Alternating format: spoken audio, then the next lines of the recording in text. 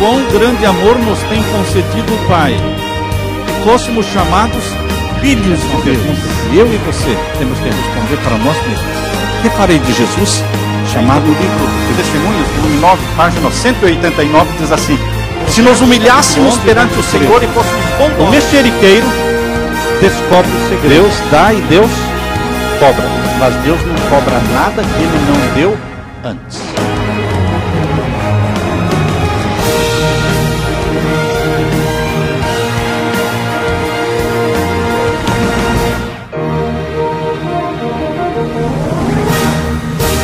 Antes de iniciarmos o estudo da palavra de Deus, vamos orar.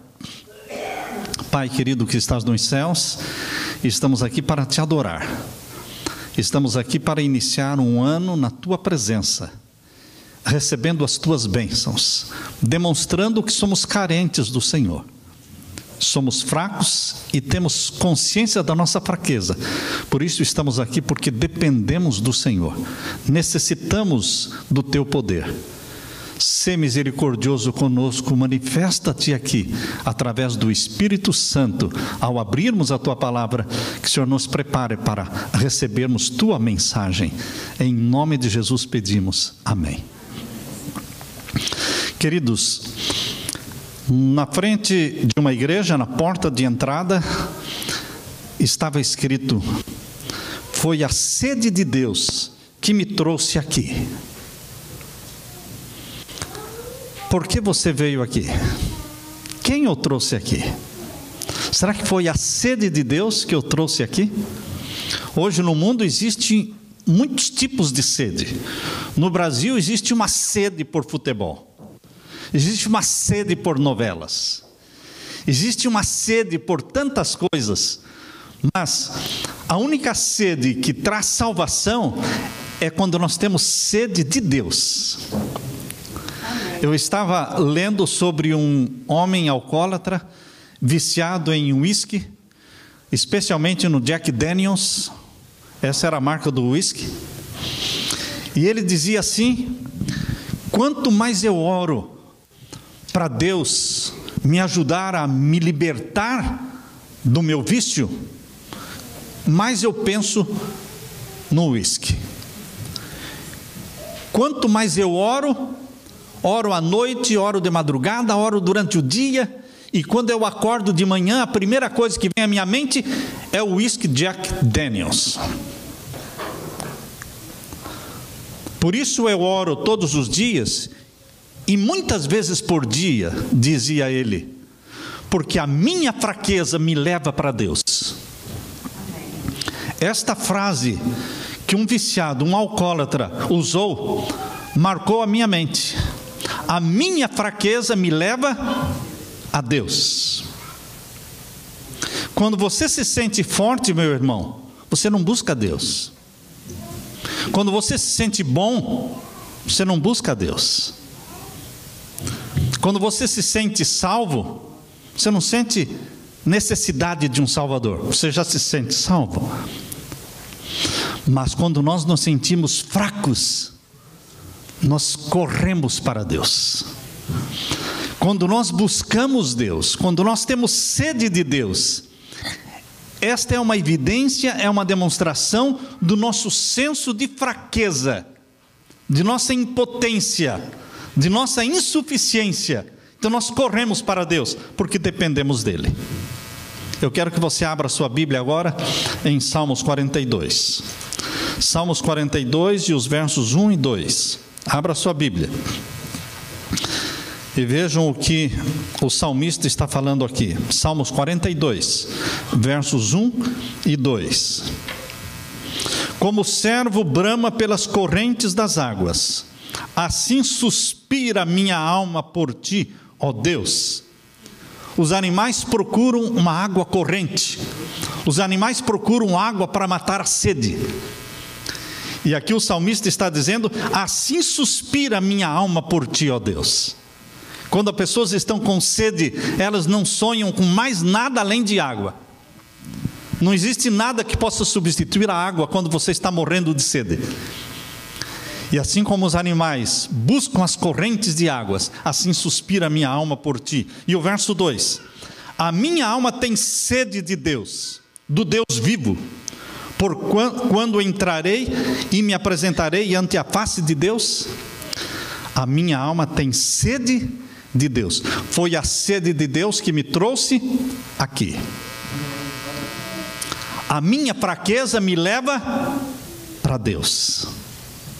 Enquanto eu estiver pregando nesta manhã, que estas duas frases fiquem na sua mente. A minha fraqueza me leva para Deus.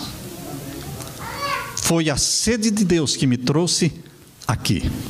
Eu quero que você abra agora a sua Bíblia em João capítulo 5 e o verso 19. O Evangelho de João, capítulo 5 e o verso 19. Abra a sua Bíblia. Evangelho capítulo 5 e o verso 19. Vamos ler. Mas Jesus respondeu e disse-lhe: na verdade, vos digo que o Filho por si mesmo não pode fazer coisa alguma, se eu não vir fazer ao Pai, porque tudo quanto ele faz, o Filho faz igualmente. Em outras palavras, Jesus está dizendo que o Filho não pode fazer por si mesmo nada, a não ser pelo poder do Pai, a não ser pela vontade do Pai. Vocês estão percebendo o senso da fraqueza que Jesus sentia? Era o senso da sua fraqueza, da sua dependência, que o levava para buscar Deus, para ter mais comunhão constante com Deus o Pai. O tamanho e a grandiosidade da missão de Jesus como Filho de Deus na terra o fazia orar mais, o fazia jejuar mais. Queridos, no verso 30 agora, no mesmo capítulo 5 de João, verso 30. Eu não posso de mim mesmo fazer coisa alguma. Estão vendo aí? Quanta coisa Jesus podia fazer por si mesmo? Nada. Jesus era totalmente dependente do Pai, totalmente dependente da direção do Espírito Santo. Mas alguém poderá questionar dizendo: mas pastor, Jesus é Deus, como é que ele não poderia fazer nada? Jesus não podia fazer nada por si mesmo e continuar sendo homem. Se ele usasse os poderes divinos dele, ele não estaria vivendo como homem na terra, não poderia ser exemplo para os seres humanos. Portanto, queridos, quando Jesus está dizendo aqui: eu não posso de mim mesmo fazer coisa alguma, ele está dizendo: eu vim, embora sendo Deus em carne, mas eu vim para viver como homem, como humano, e eu vim para viver na dependência do poder celestial. Por isso eu estou dizendo que eu não posso fazer coisa alguma de mim mesmo. Como eu ouço assim julgo, e o meu juízo é justo, porque não busco a minha vontade, mas a vontade do Pai que me enviou. Jesus fazia da vontade do Pai o seu prato preferido do dia, fazer a vontade do Pai. Jesus sacrificou a vontade própria. Por isso, quando Jesus disse: aquele que quiser vir após mim, negue-se a si mesmo, tome a sua cruz e siga-me, ele está dizendo para você, meu irmão, aquilo que ele fez. Ele negou-se a si mesmo para fazer a vontade do Pai, para cumprir a vontade do Pai. Na verdade, vos digo que o Filho por si mesmo não pode fazer coisa alguma. Jesus está dizendo que ele se identifica com você, pois todos nós somos seres humanos, limitados. Forçosamente temos que admitir, irmãos, que nós somos impotentes, insuficientes, limitados, nada podemos fazer de bom pelas nossas próprias forças. Mesmo vir à igreja hoje, mesmo decidir estar aqui, não foi pelas suas próprias forças. Você decidiu, mas foi o Espírito Santo que o trouxe. e foi a sede de Deus que eu trouxe. Paulo reconheceu muito bem esta incapacidade de fazer o bem, essa incapacidade que temos de praticar boas ações, de obedecer, de ser puro, de vencer o pecado, vencer os vícios, ser fiel ao cônjuge. Tudo isto é impossível sem o poder divino. Eu de mim mesmo não posso fazer nada. Se nós aprendermos com o Filho de Deus a vivermos como filhos de Deus, se nós aprendermos a falar como Jesus falou, eu de mim mesmo não posso fazer coisa alguma, nós viveremos uma vida vitoriosa, tal como Jesus viveu uma vida vitoriosa.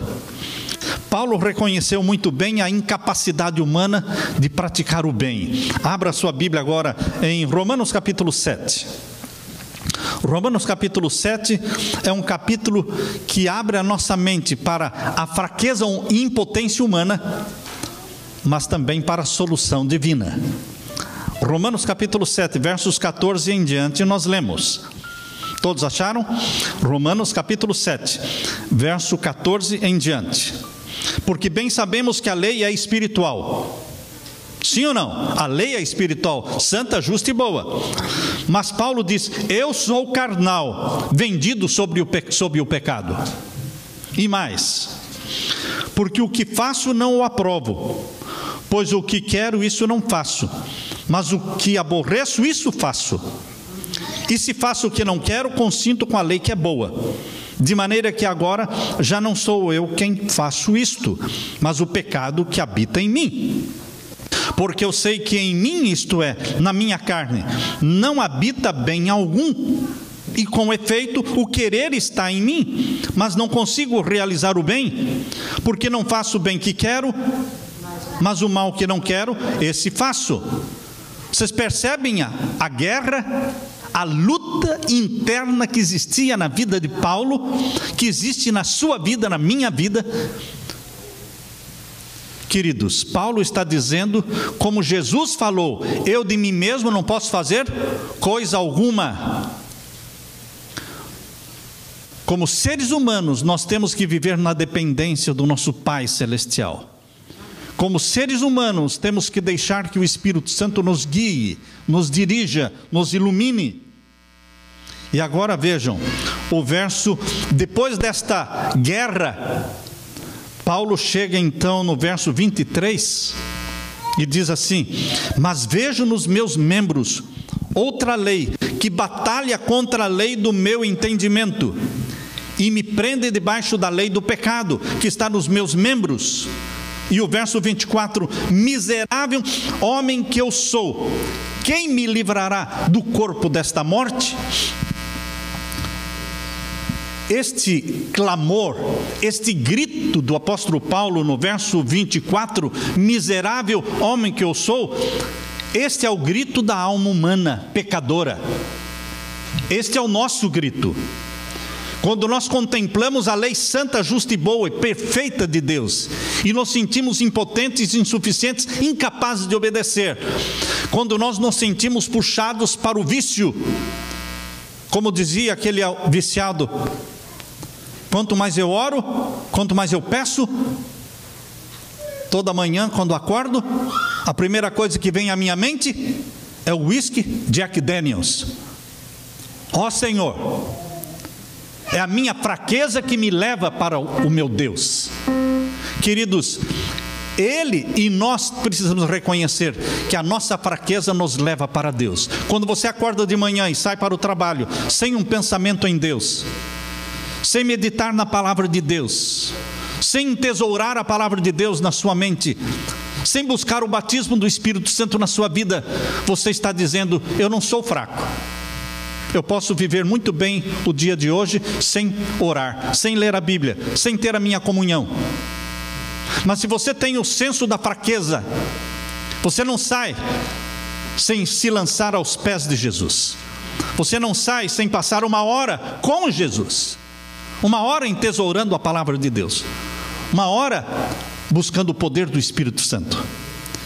É o senso da fraqueza nossa que nos leva para Deus, e é a sede de Deus que nos empurra para Deus. O grito de desespero de Paulo foi: miserável homem que eu sou, quem me livrará do corpo desta morte? Se tudo terminasse aqui, queridos, a vida cristã seria uma tragédia. Mas graças a Deus não termina no verso 24. Graças a Deus existe o verso 25. E o verso 25 vem como um alívio. O verso 25 vem como a solução divina para os desesperados, para os que se reconhecem fracos, para os que se reconhecem impotentes, incapazes e limitados. Vem então a solução divina no verso 25. Dou graças a Deus por Jesus Cristo nosso Senhor. Esta é a solução divina. Paulo termina com alegria. Paulo termina com sucesso. Paulo termina com vitória. Dou graças a Deus por nosso Senhor Jesus Cristo. Nossa situação, queridos irmãos, de fato é desesperadora, mas Jesus é a solução. Abra sua Bíblia agora em João capítulo 14. O Evangelho de João, capítulo 14, os versos 10 a 12. Evangelho de João, capítulo 14, e os versos 10 a 12. Aqui nós lemos: Não crês tu que eu estou no Pai e que o Pai está em mim? As palavras que eu vos digo, não as digo de mim mesmo, mas o Pai que está em mim é quem faz as obras. Jesus curou os leprosos, Jesus ressuscitou os mortos, Jesus acalmou a tempestade no mar da Galileia, Jesus multiplicou os pães, Jesus ressuscitou Lázaro, Jesus ressuscitou a filha de Jairo. Jesus fez coisas maravilhosas, mas ele está dizendo: eu não faço as obras por mim mesmo. Ele termina o final do verso 10: o Pai que está em mim é quem faz as obras. Queridos, Jesus, sendo Deus, viveu como homem na dependência do Pai. E nós, que somos homens e mulheres pecadores, queremos viver como Deus, sem a ajuda de Deus, viver por nós mesmos, por nossa própria conta, sendo donos do nosso nariz. Queridos, não é assim. Jesus veio para nos dar o exemplo de uma vida de dependência de Deus. Jesus não veio mostrar como Deus deveria viver na terra. Jesus veio mostrar como um homem poderia viver na terra, na dependência de Deus, cumprindo a vontade de Deus, fazendo a vontade de Deus. Por isso, no verso 11 e 12 do mesmo capítulo 14 que estamos lendo de João, capítulo 14, agora o verso 11 e 12. Crede-me que eu estou no Pai e o Pai está em mim. Crede-me, ao menos por causa das mesmas obras. Na verdade vos digo que aquele que crê em mim também fará as obras que eu faço. Quem fará as obras que Jesus faz? Aquele que crer em mim. Jesus disse: aquele que viver em mim, aquele que depender de mim, aquele que estiver ligado a mim, este fará as mesmas obras que eu faço. A solução é estar ligado a Jesus. Com Jesus Cristo nós podemos realizar tudo. Sem Jesus nós podemos fazer nada. Essa é a lei do tudo ou nada. Abra sua Bíblia agora em João capítulo 15. João capítulo 15, verso 5. João capítulo 15, o verso 5. Eu sou a videira, vós sois as varas. Quem está em mim e eu nele, esse dá muito fruto. Você quer dar fruto? Você quer dar estudos bíblicos? Você quer converter almas? Você quer realizar grandes coisas para Deus? Não se preocupe. Não coloque o seu foco nestas coisas. Não coloque o seu foco nos frutos. Coloque o seu foco na videira. Estar ligado na videira deve ser o foco da sua vida. Às vezes nós colocamos o foco no lugar errado. Estamos obcecados com os frutos, quando na realidade a nossa obsessão tem que estar o ser ligado, o ramo ligado à videira. E os frutos aparecerão, porque os ramos ligados na videira produzem frutos. Por isso Jesus está falando aí em João capítulo 15, verso 5. Eu sou a videira, vós as varas. Quem está em mim e eu nele, esse dá muito fruto. É natural, está ligado a Jesus, porque sem mim nada podeis fazer. Quantas coisas boas podemos fazer sem Jesus? Nada. É o mesmo que Paulo disse em Romanos capítulo 7. Eu sei que na minha carne não habita bem nenhum, miserável homem que eu sou. E aí ele termina dizendo: graças a Deus por Jesus Cristo, a videira verdadeira. Estar ligado a Jesus. Como é que você pode estar ligado em Jesus? Como é que o ramo pode estar ligado na videira? Lendo a Bíblia todos os dias, pelo menos 1 hora por dia. Ah, mas é muito. Deus lhe dá 24 horas por dia, e você acha que 1 hora por dia aos pés de Jesus é muito? Então você quer quanto? Menos de 1 hora? Queridos, nós gastamos tantas horas fazendo coisas desnecessárias, matando o tempo, desperdiçando o tempo. Por que não podemos gastar 1 hora por dia meditando em Jesus, lendo a palavra de Deus? Estar ligado à videira, orando, dependendo dele, buscando o batismo do Espírito Santo na nossa vida. E o verso 7: se vós estiverdes em mim e as minhas palavras estiverem em vós, pedireis tudo o que quiserdes e vos será feito. Queridos, Jesus não lançou mão de poderes sobrenaturais que não estejam disponíveis a você e a mim. Jesus nunca deu esse pretexto. Jesus nunca deu esta chance de você se desculpar dizendo: ah não, ele fez isso porque ele era Deus. Ah, ele fez isso porque ele foi o Filho de Deus na terra. Não. Jesus nunca realizou nada que já não tivesse sido realizado por alguém, ser humano, pecador. Quando você pensa de Jesus andando sobre as águas, você pensa de Moisés abrindo o Mar Vermelho? Você pensa em Josué passando em seco o Rio Jordão? Quando você pensa de Jesus curando um leproso, pense em Eliseu curando Naamã. Quando você pensa em Jesus ressuscitando Lázaro, pense em Eliseu ressuscitando o filho daquela mulher que não tinha filho, e que ele orou e ela recebeu um filho, e o filho morreu, e ele deitou sobre a criança e a criança foi ressuscitada. Pensa em Pedro ressuscitando Dorcas. Querido, Jesus não fazia coisas que eram impossíveis aos seres humanos fazerem. Jesus fez coisas que os seres humanos podem fazer também, se crerem no Deus Pai e se deixarem dirigir pelo Espírito Santo. Jesus não lançou mão e não usou poderes sobrenaturais que não estejam disponíveis a você. O segredo de Jesus: dependência do Pai. Eu quero ler para vocês o que eu encontrei na revista Signs of Times. Signs of Times, do dia 16 de janeiro de 1896. 1896, Deus escreveu através da sua serva isto aqui: resistiu Jesus à tentação, mediante o poder que o homem pode possuir. Como é que Jesus resistiu à tentação? Através de um poder que o homem e a mulher também podem possuir. Apoiou-se Jesus no trono de Deus, e não existe homem ou mulher que não possa ter acesso ao mesmo auxílio pela fé em Deus. O homem e a mulher podem tornar-se participantes da natureza divina.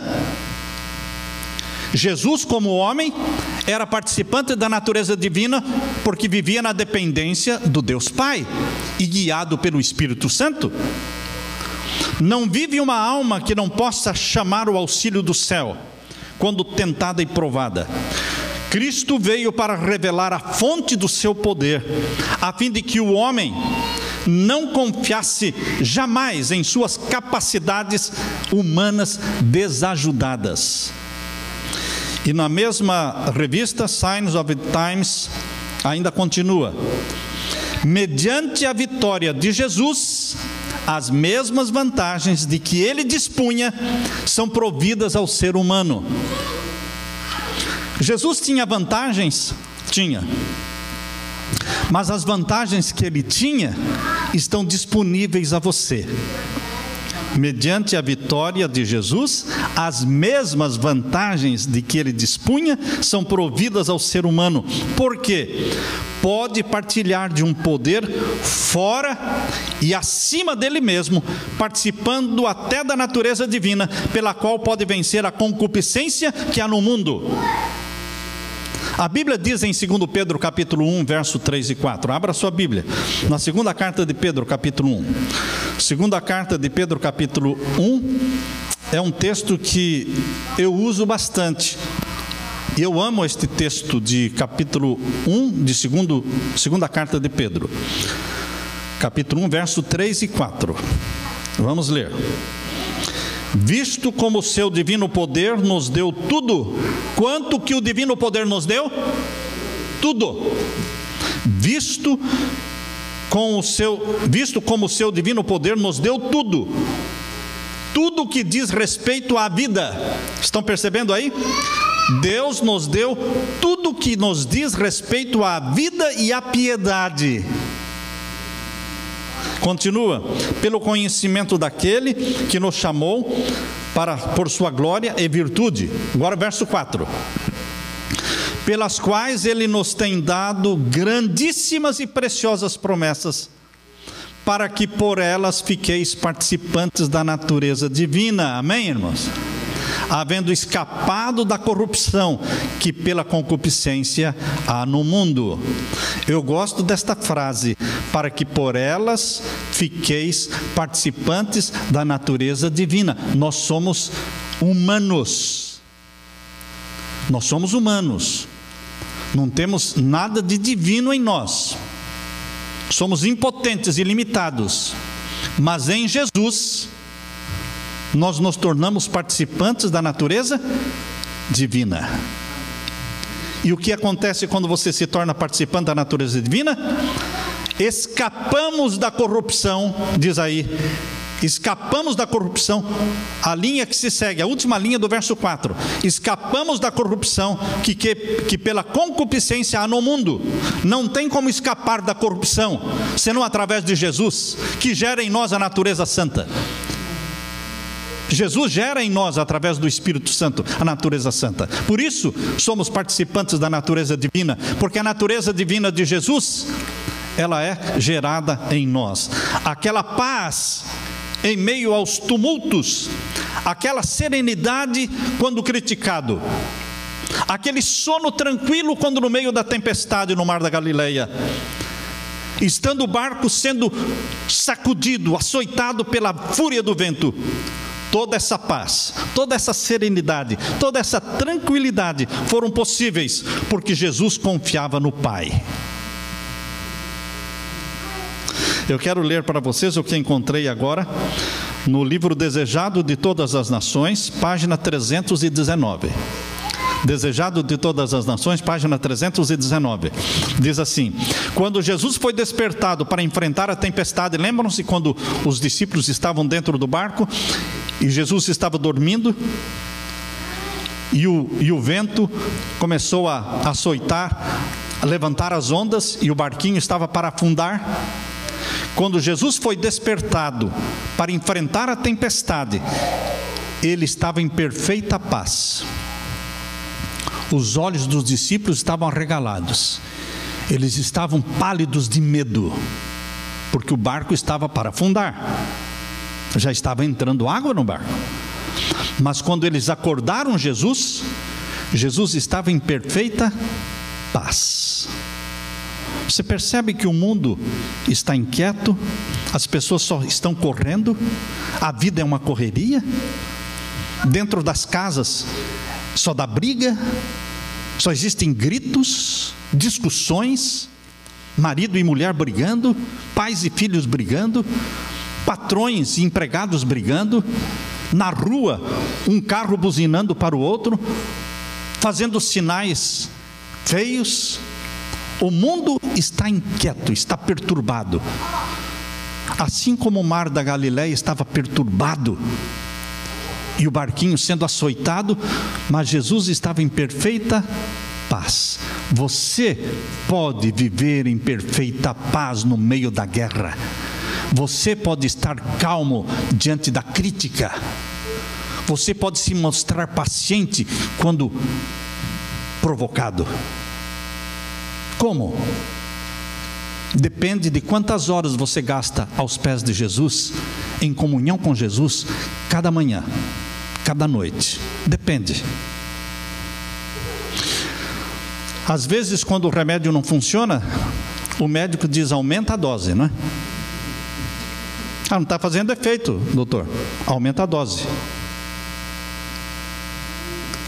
Se você ainda está se sentindo irritado diante das provocações, se você ainda está respondendo os sinais que lhe fazem nas ruas, quando alguém buzina ou alguém lhe fecha no trânsito, aumente a dose. Ore mais. Ore mais. Aumente a dose. Nenhum indício de temor havia na fisionomia de Jesus ou no olhar, pois receio algum havia no seu coração. Contudo, não era na posse da força onipotente que ele descansava, não era como o Senhor da terra, não era como o Senhor do mar ou do céu que repousava em sossego. Esse poder ele depusera. Quando ele veio à terra, ele depôs este poder de Deus. Eu não posso de mim mesmo fazer coisa alguma, disse Jesus. Ele confiava no poder do seu Pai. Foi pela fé no amor e no cuidado do Deus que Jesus repousou. E o poder que impôs silêncio à tempestade foi o poder de Deus. Como Jesus descansou pela fé no cuidado do Pai, assim devemos repousar no de nosso Salvador. Queridos, o segredo é o mesmo. Marcos capítulo 1, verso 29. Marcos capítulo 1, verso 29 até o verso 35. Marcos capítulo 1 e o verso 29. Agora nós vamos ver aqui o segredo de viver bem com a sogra. Marcos capítulo 1, verso 29 a 35. Esse é um segredo valioso. Como viver bem com a sogra. Até morar com a sogra, mas bem. Veja o que aconteceu aqui. Capítulo 1, verso 29 em diante. E logo saindo da sinagoga, foram à casa de Simão. Simão é Pedro, não é? E de André com Tiago e João. E a sogra de Simão estava deitada com febre. Eles foram na casa de Simão. Mas quem morava lá? A sogra. E a sogra estava doente. E Pedro pediu para Jesus curar a sogra. Ora, ele gostava da sogra. Quem anda com Jesus, sabe por que Pedro gostava da sogra? Porque ele andava com Jesus. Não existia problema entre eles. Os problemas entre marido e esposa, entre sogro ou sogra e nora, esses problemas existem quando nós andamos longe de Jesus. Mas ele andava com Jesus, então não tinha nada a ver com... Estava tudo bem. E a sogra de Simão estava deitada com febre e logo lhe falaram dela. Então, chegando-se a ela, tomou-a pela mão e levantou-a, e a febre a deixou e servia-os. E tendo chegado a tarde, quando já se estava pondo o sol, trouxeram-lhe todos os que se achavam enfermos, todos os que moravam ali em Cafarnaum, foram trazidos, e os endemoniados também. E o verso 33, e toda a cidade se ajuntou à porta, e curou muitos que se achavam enfermos, de diversas enfermidades, expulsou muitos demônios, porém não deixava falar os demônios, porque o conheciam. Verso 35. Levantando-se de manhã, muito cedo, fazendo ainda escuro, saiu e foi para um lugar deserto e ali orava. Jesus não levantava às 10 da manhã, 11 da manhã, 9 da manhã. Jesus levantava ainda fazendo escuro. Por que temos que levantar fazendo escuro ainda? Você, mamãe, que tem um filho, 2, 3 filhos, você não vai conseguir ter meditação, você não vai conseguir ter tempo para Jesus se você levantar depois que o sol nasceu. Porque as crianças acordam antes do sol nascer. E você tem que acordar antes das crianças, para ter tempo para Deus. Deita mais cedo, bota cedo as crianças na cama. Hora de criança ir para a cama? 7 da noite. Ah, não, então 7h30. Quem achar que 7 é muito cedo, põe 7h30. Mas não mais do que isso. Queridos, e você vai deitar cedo também. E você vai levantar cedo. Queridos, aqui diz que Jesus atendeu os doentes, curou os enfermos e foi até tarde da noite. Eu imagino que Jesus foi deitar muito tarde aquela noite, porque ele ficou atendendo as pessoas. Mas, antes do sol nascer, ele estava em pé. Não porque ele tinha que trabalhar. Ele estava em pé porque ele tinha sede de Deus. Foi a sede de Deus que me trouxe aqui. A minha fraqueza me leva para Deus. Jesus veio viver na terra não uma vida de Deus, mas uma vida de homem que dependia de Deus. Por isso ele tinha que levantar no escuro e orar muito, comungar com o Pai muito, porque a missão dele era grande, era a missão de filho de Deus. E a missão sua, meu irmão, a missão sua, minha querida irmã, é a missão de um filho e de uma filha de Deus. Nossa missão na terra é a missão de filhos de Deus na terra. E nós não podemos cumprir com esta missão, que ela é muito grande, se nós não levantarmos no escuro, para termos comunhão com o nosso Pai, para entesourarmos a palavra de Deus no nosso coração e buscarmos o batismo do Espírito Santo. Jesus nunca tinha pressa. Jesus nunca tinha pressa. Queremos ler para você também Marcos 6. Marcos 6, 31 e 32. Marcos 6, verso 31 e 32.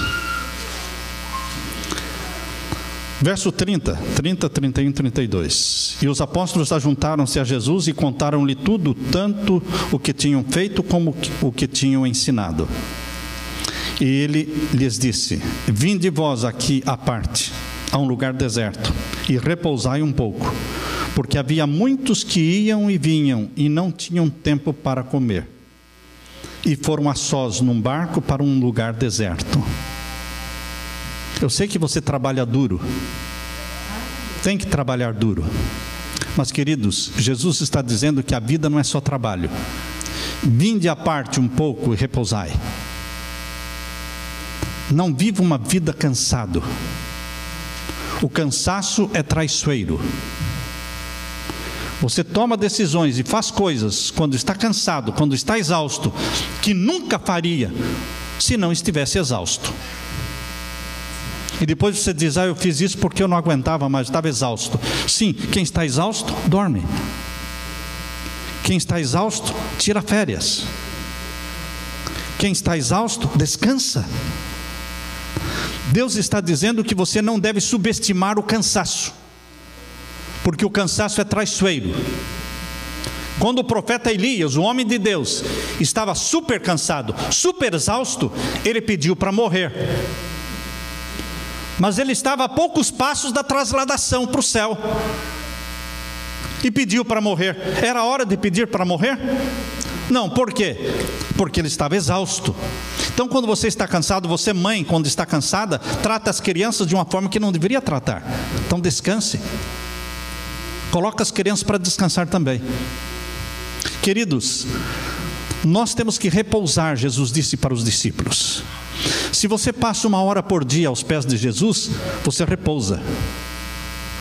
Isso é descanso. Você sai da presença de Deus revigorado, animado para as lutas do dia. Jesus nunca tinha pressa. Os movimentos de Jesus não eram apressados, mas eram calculados e controlados pelo Espírito Santo, que opera num grandioso círculo onde não há pressa e não há demora. As coisas são feitas de acordo com a vontade de Deus, sem correria. Para Jesus nunca existia agitação, ele sempre estava sereno. As palavras do nosso verso foram proferidas por Jesus quando os discípulos estavam cansados. Vinde à parte e repousai um pouco.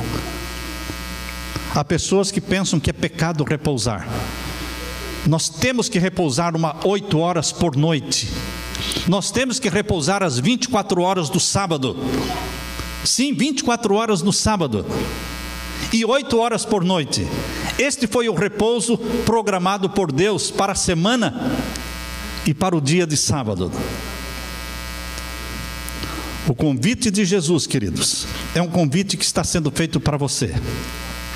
Existe uma enorme terapia na natureza. Caminhar junto à natureza, caminhar no meio das árvores, ao lado dos lagos. Isto é uma terapia. Tome tempo de ficar longe da TV, tempo para ficar longe da internet, do rádio, das agitações. A sós com Deus, seremos fortalecidos. No livro Serviço Cristão, página 249, nós lemos: a vida cristã não é feita de incessante atividade, nem de contínua meditação. Deu para apanhar o pensamento? A vida cristã não é feita de incessante atividade, nem de contínua meditação. É o equilíbrio entre meditação e atividade, atividade e meditação. A vida de nosso Senhor Jesus dividia-se entre o monte da oração e o convívio das multidões. Deus não pretende que nos tornemos eremitas ou monges, que nos afastemos do mundo. Nossa vida deve ser tal como foi a de Cristo. Nós deveremos tomar tempo individualmente e ouvir Jesus falar ao nosso coração. Quando todas as outras vozes silenciam e em quietude esperamos diante dele, o silêncio da alma torna mais distinta a voz de Deus. E ele então diz: aquietai-vos e sabei que eu sou Deus.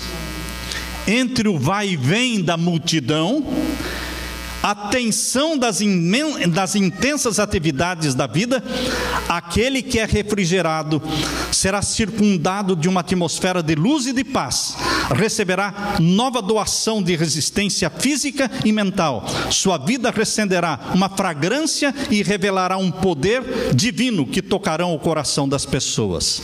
Serviço Cristão, página 249. O salmista disse que o deleite dele era meditar na lei do Senhor. Salmos 1, verso 1 e 2. Veja, Salmos 1, verso 1 e 2. Abra sua Bíblia. Veja qual era o deleite, qual era o prazer do salmista. Salmos 1, verso 1 e 2. Bem-aventurado o varão que não anda segundo o conselho dos ímpios, nem se detém no caminho dos pecadores, nem se assenta na roda dos escarnecedores. Antes tem o seu prazer na lei do Senhor. Na lei do Senhor medita de dia e de noite. Nosso deleite, a fonte da nossa alegria deve ser a meditação na palavra de Deus. Temos que ter sede de Deus, sede de estar na presença de Deus, todos os dias, todas as manhãs. No começo eu disse que a forma como você inicia o ano e a forma como você termina o ano, isso é muito importante. Como é que você passa o primeiro dia do ano? E como é que você passou o último dia do ano? Em que o seu coração estava focado? Da mesma forma, a primeira hora do dia e a última hora do dia, quando você abre os olhos, para quem você dedica a primeira hora do seu dia? E antes de você dormir, para quem você dedica? Em quem você concentra seus pensamentos antes de dormir? A primeira e a última hora do dia dizem muito se você é filho de Deus ou não é, se você está caminhando para o céu ou não está. Diz muito, e cada um pode responder para si. Anne Johnson Flint, ela apresentou essa verdade de uma maneira muito linda. Ela escreveu de uma forma poética: em época de enfermidade prolongada, com frequência sentia a ausência de Deus na sua vida, até que percebeu que mais do que a cura, ela necessitava de Deus mesmo. Mais do que cura, eu preciso de Deus. Mesmo que eu não seja curado, eu preciso de Deus. Ouse fazer a oração que ela fez.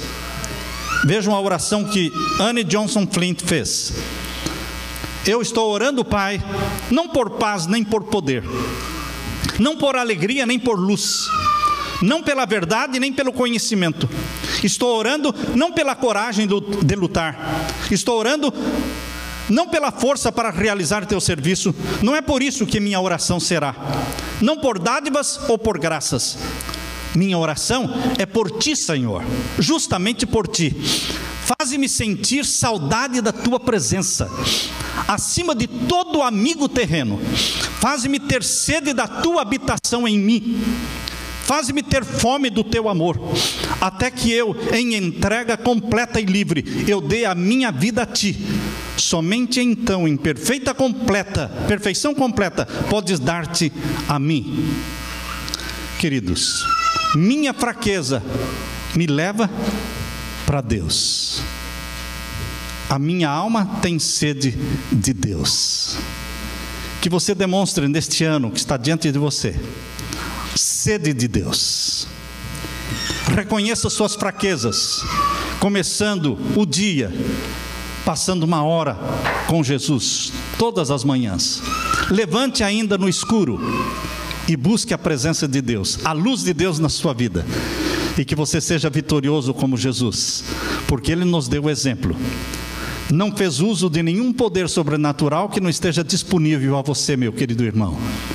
Busquemos a direção do Espírito Santo na nossa vida, como Jesus buscava a direção do Espírito Santo na vida dele. Sejamos filhos e filhas de Deus, cumprindo a missão do nosso Pai na terra. Amém? Que a graça de Jesus e o poder do Espírito Santo estejam com você. Amém, irmãos? Louvado seja o Senhor.